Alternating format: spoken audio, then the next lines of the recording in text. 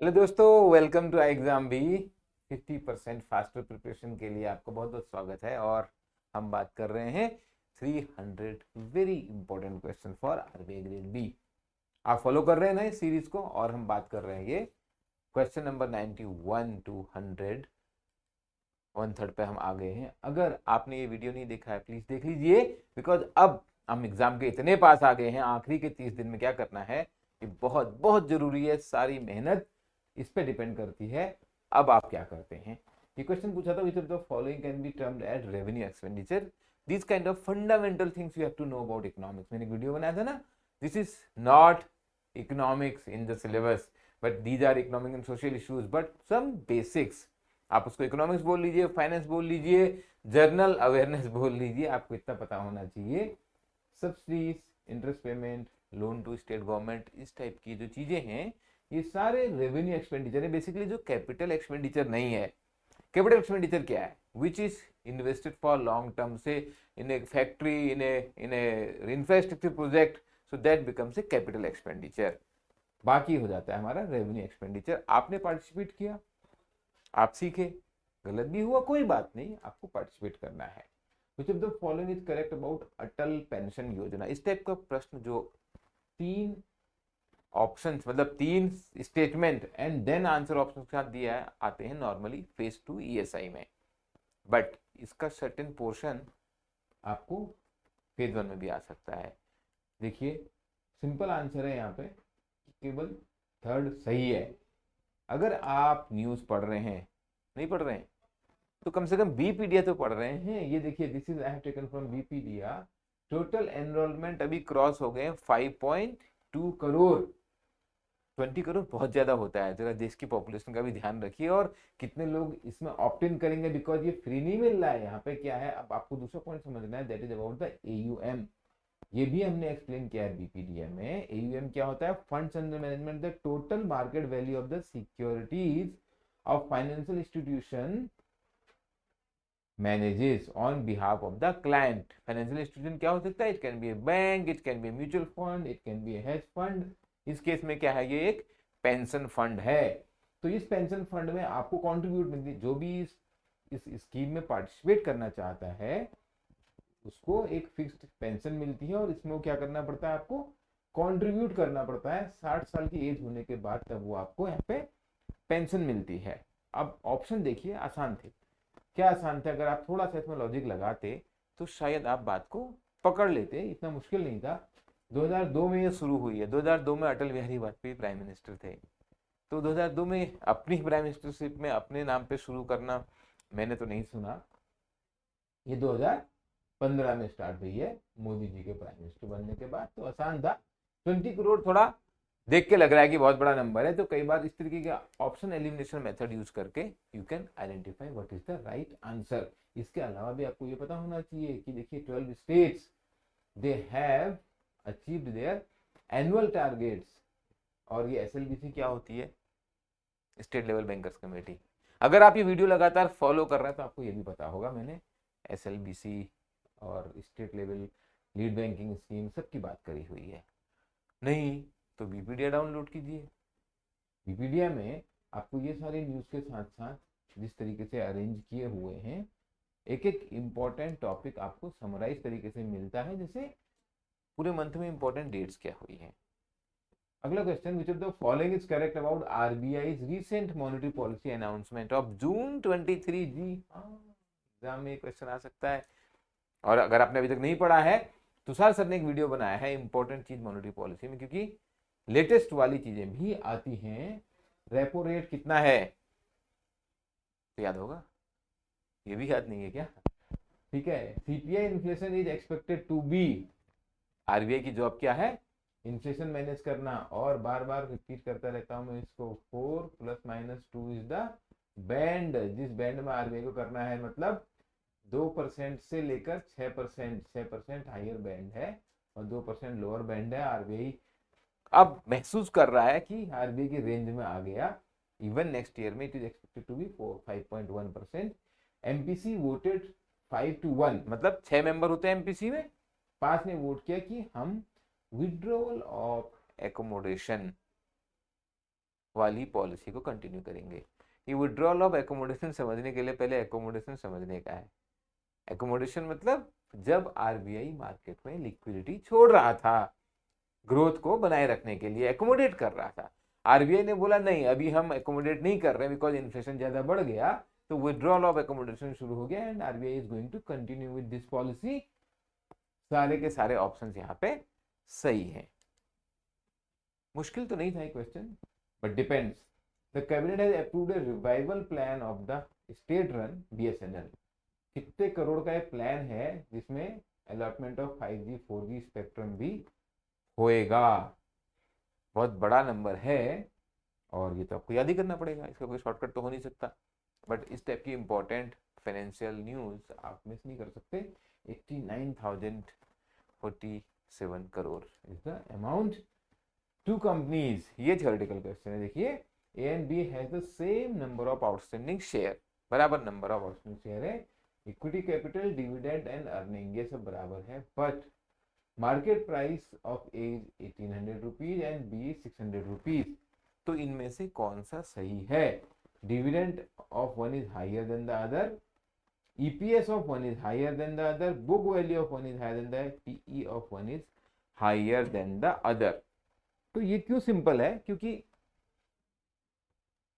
अगर आपको in term के मीनिंग मालूम है, अगर आप जानते हो EPS क्या है, अर्निंग पर शेयर, यहाँ पर तो लिखा है कि अर्निंग पर शेयर जो है डिविडेंड एंड अर्निंग भी बराबर है, लिखा है एक्चुअली यहाँ पे सेम है, बट अदरवाइज भी आप ही समझिए। इसने अंत में क्या पूछा है?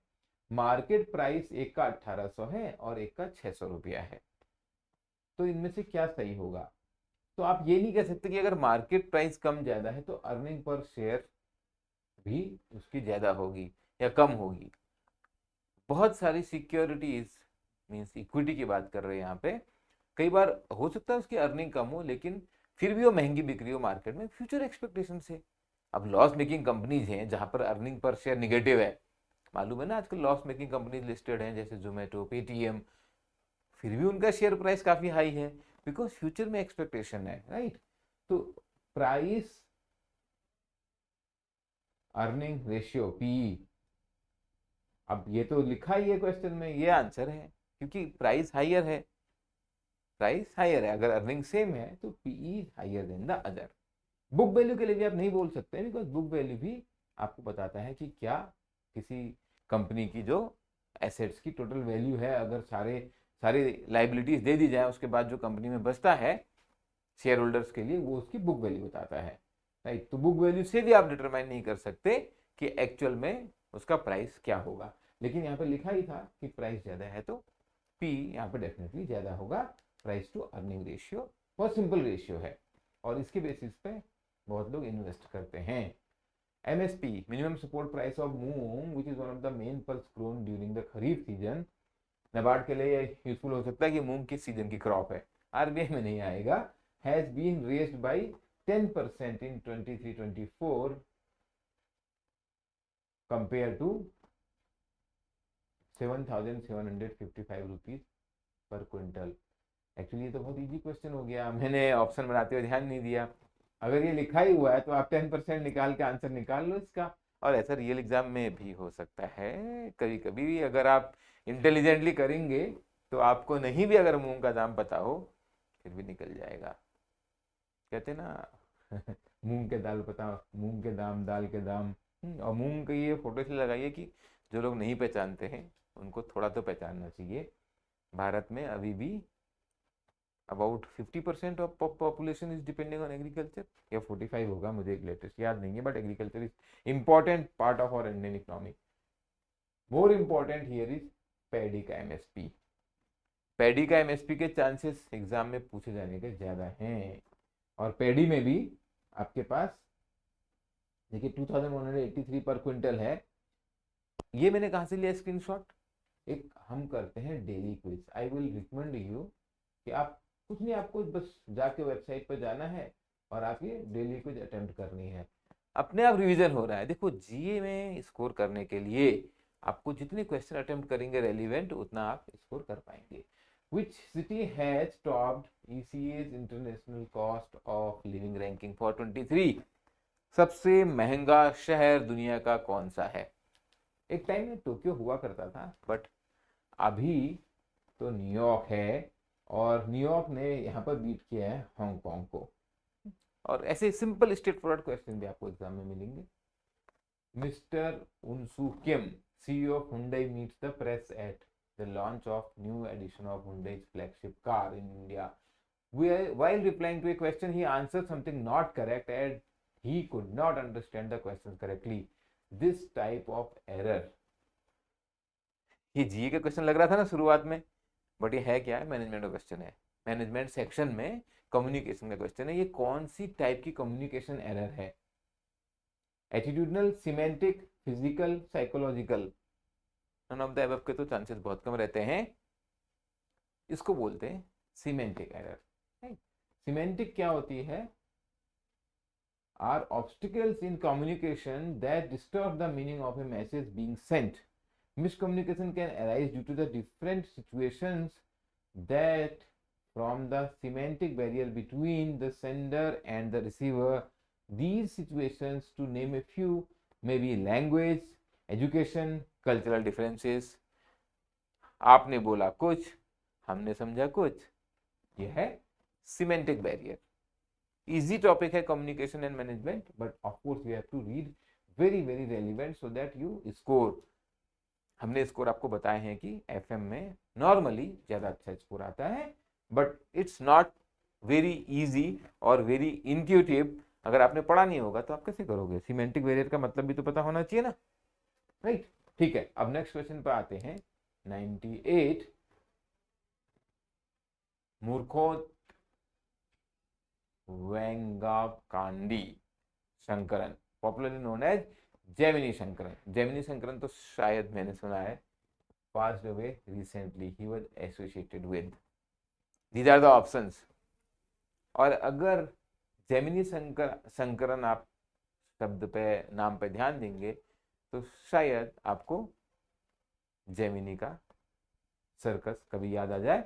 Indian circus will be the right answer here. He passed at the age of 99, and again I am showing you this from the बीपीडिया। इस तरीके से जो ऑब्ituaries होती हैं, important people who passed away, उन किस फील्ड से थे, हम इस टेबुलर फॉर्म में कवर करते हैं। मैंने आपको पहले इंपॉर्टेंट डेज दिखाए थे। You must download BPedia. अगर आप नहीं कर रहे हैं तो बहुत बड़ी गलती कर रहे हैं। Which of the following is are benefits of foreign trade? International trade is important discussion point. It increases competition between the industries and therefore innovation. सोचिए, सही है क्या ये? जी हाँ, सही है। कंपटीशन बढ़ने से इनोवेशन होता है। Bridges resource gap between countries. जिस देश में ऑयल नहीं है वहां ऑयल पहुंच जाएगा, जिस देश में फूड ग्रेन नहीं है वहां फूड ग्रेन पहुंच जाएगा। करेक्ट है। It helps in economic growth. और नहीं तो कर क्या बोले हैं? Foreign trade, right? Easy question है if you have your fundamentals clear. Now you answer this one. During mergers and acquisition, finance में इंपॉर्टेंट टॉपिक होता है M&A, mergers and acquisitions. Which of the following changes are relevant to management of organizational changes? ये 3 statement पढ़ने। Accepting cultures of another company, managing uncertainty about job roles and lay off, smooth transition of operating procedures. और आपके पास है ये 5 options. मैंने बोला है बार बार, फिर से रिपीट कर लूंगा। अगर गलत भी हो जाए आप अटेम्प्ट जरूर कीजिए। Write your answer in the comment section and I will meet you in the next video. Don't forget that you earn your mock test at exam B so that you get success. All the best.